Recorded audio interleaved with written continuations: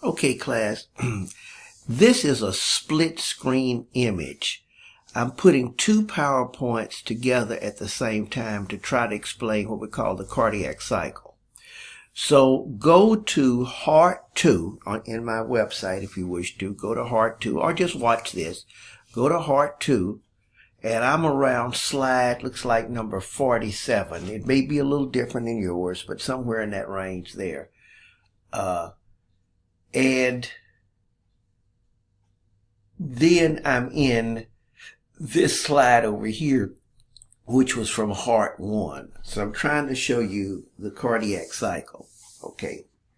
Now, the cardiac cycle, and so we're going to rearrange Heart 2 a little bit, my PowerPoint Heart 2. The cardiac cycle are all of the events, mechanical events that happen during one heartbeat. One heartbeat has a lot of steps to it. Listen to me. One heartbeat has a lot of steps to it. Okay. Now, when chambers contract, so let's get some terminology. When chambers contract, that's called systole. When chambers relax, that's called diastole. When chambers contract, that's called systole. When chambers contract, called diastole. Now I'm going to add to this. I'm going to say that doing systole, doing diastole, relaxation, chambers can feel.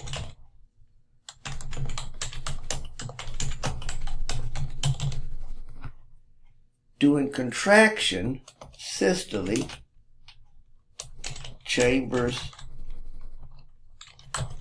can empty. So, to say it another way, is that in order for a chamber to feel, it must be in rest. In order for a chamber to feel, it must be at rest. Okay? In order for a chamber to feel, it must be at rest. All right. So, we go to the next slide then. Go to the next one. And the cardiac cycle, as I alluded to, are what happens during one heartbeat. Okay. The first thing that happens, the atria, and I want you to watch the video I'm going to give you a link to. The atria are your entry chambers. Blood coming from the superior vena cava, inferior vena cava, and ostium of the coronary sinus will go into the right atrium. Blood from the pulmonary will go into the left atrium, pulmonary veins. So step one is atrial filling. It is totally passive. What that means is there's no contraction of muscle. That means the atria are in diastole. They are resting, totally resting. Okay? Now, step two is going to be atrial emptying, which is the same thing as ventricular filling. So we could call it atrial emptying, or we could call it ventricular filling. Okay? This is what I want you to imagine. When the blood is going into the atria, once the blood, let's say, gets heavy enough, I'll use that term, gets heavy enough in the atria, then it will be enough pressure due to the volume to drop the door down, to drop the valve down. Now, that means on the right side to drop the tricuspid valve down, and on the left side to drop the mitral or bicuspid valve down. Now, just from the sheer amount of blood coming in. Since the chamber got partially filled and the door dropped, then the first amount of blood that went into the ventricles was due to rapid ventricular filling, because there was some blood in the chamber, and when the door dropped, it just came in. All right, now, let's imagine now the door is down, and blood is still coming in from the vena cavas and the pulmonary on the left, but the door is already down. So that blood doesn't have to wait in the waiting room. That blood can just go straight on through. And that's what we call diastasis filling. Diastasis filling. Okay? Now, both of these two events, this rapid ventricular filling and diastasis filling, the atria did not have to contract. Listen to me. The atria did not have to contract. So that emptying into the ventricles was passive. That was passive because both the atria was in diastole, not contracted, and the ventricles were in diastole, not contracted, because you can't feel that the chamber's contracted.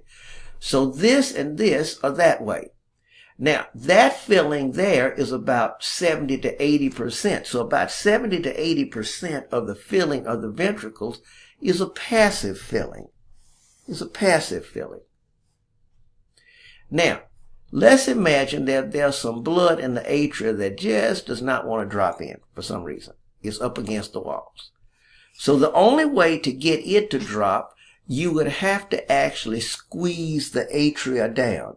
You would have to squeeze the atria down. You'd have to contract them, take them into systole.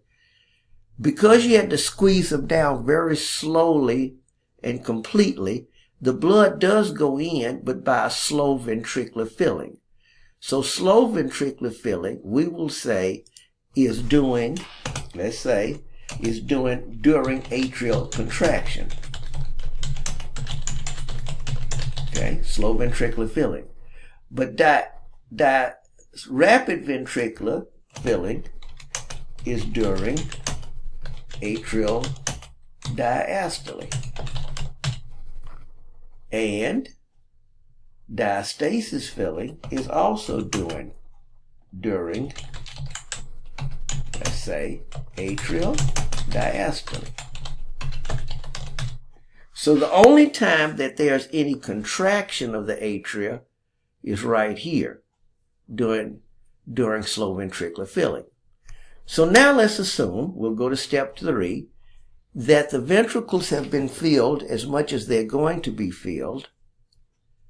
And so now we're into ventricular emptying. Ventricular emptying. Okay?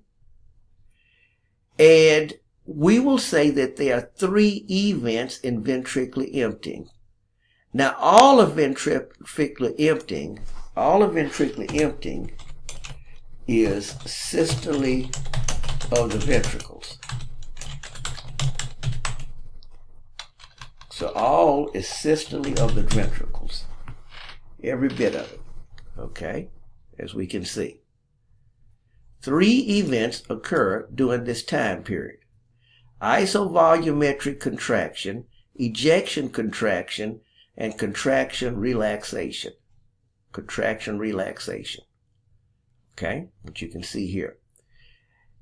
Isovolumetric contraction is basically this. When the ventricles start to contract, the blood will be squeezed up against the back of the valves, the AV valves. If everything goes right, the chordae tendineae and papillary muscles will hold the valves.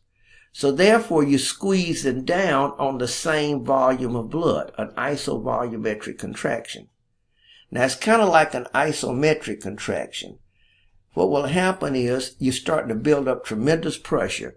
So this isovolumetric contraction builds up a tremendous amount of pressure. A tremendous amount of pressure. So much pressure, if I can get to this next one, so much pressure that eventually it causes the outlet valves to open. The outlet valves on the right ventricle of the pulmonic, and on the left, the aortic. So that's when, you see I have this in red, that's the whole purpose your heart is in your chest. To eject blood to the body, on the right to the lungs, on the left to the rest of the body. So this ejection contraction is the main event. The ejection contraction. Okay? So at the end of isovolumetric contraction, ejection contraction starts, and at that point the valves open. the valves open, the semilunar valves open. Okay? Then what happens, the chamber starts to relax, the ventricles, but it's like lifting weights. If you lift weights, you shouldn't just drop them. You should pressure them down. So contraction relaxation is that the ventricles start to relax, but they're still contracted. So there's a slow relaxation. And that's called contraction relaxation. So again, step 1 was atrial filling, totally passive. Step 2 was this. Step 3 was this. So kind of think on it.